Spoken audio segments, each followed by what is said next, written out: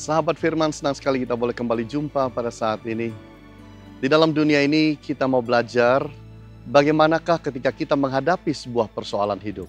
Saya ingin bacakan dari Kisah Rasul pasal yang ke-28, ayat yang ke-4 dan ayat yang ke-5.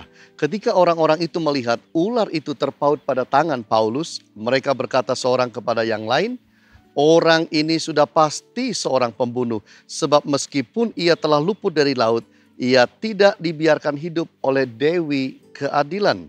Tetapi Paulus mengibaskan ular itu ke dalam api dan ia sama sekali tidak menderita sesuatu. Sahabat Firman, kita belajar di dalam hal ini. Yang pertama adalah kadang-kadang persoalan hidup adalah sebuah kesempatan.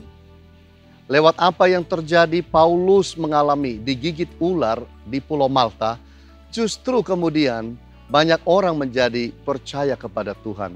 Bahkan dia bisa juga berkenalan dengan gubernur Publius pada waktu itu. Disinilah kita harus belajar. Kadang-kadang sebuah persoalan, sebuah masalah bisa menjadi sebuah kesempatan untuk kita lebih maju, lebih sukses dalam kehidupan. Kita juga mau belajar bahwa kadang-kadang di dalam hidup ini, yang namanya kesempatan adalah sebuah ujian. It's a test of life. Sebuah ujian hidup.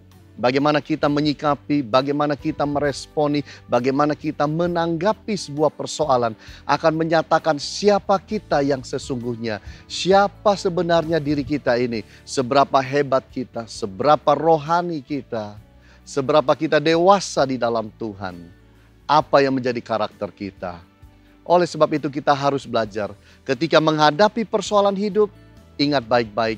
Kadang-kadang Tuhan menguji akan kita. Dan sahabat Firman, kita melihat bahwa persoalan hidup kadang-kadang merupakan pintu kita melihat mujizat. Paulus digigit ular, orang berkata dia pasti mati dan dia harus mati karena itu ular berbisa. Tapi dikibaskan ular itu, Paulus tidak menderita sakit dan penyakit apapun. Paulus tidak mati.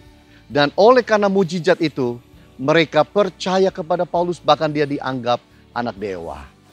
Sahabat Firman, mari di dalam hidup ini, ketika persoalan datang, ingat baik-baik.